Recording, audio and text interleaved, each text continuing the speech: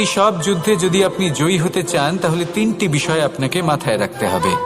প্রথম হলো, সেই ব্যক্তি যিনি এই যুদ্ধে পরাজিত হয়েছেন তাকে নিজের থেকে দূরে করে দেবেন না, বরং আপনি তার কাছে যান, তার সাথে কথা বলুন, কথাবার্তা চালান, আলোচনা করুন, তার থেকে পরামর্শ নিন এবং বুঝতে চেষ্টা করুন উনি কি ভুল করেছিলেন এবং সেই ভুল নিজের জীবনে করবেন না।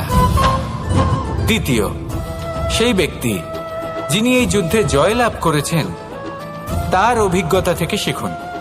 তিনি কি কি পদক্ষেপ নিয়েছেন, কিভাবে তিনি প্রারব্ধের গতিপথ বদলে দিয়েছেন, কোথায় বুদ্ধি প্রয়োগ করেছেন আর কোথায় বল প্রয়োগ করেছেন, এই সব কিছু তার থেকে শিখুন। এবং তৃতীয়, আপনার নিজের বিবেক, তার কোনটা উচিত বোধ হচ্ছে কোনটা অনুচিত বোধ হচ্ছে সেটা বুঝে নিন। যদি এই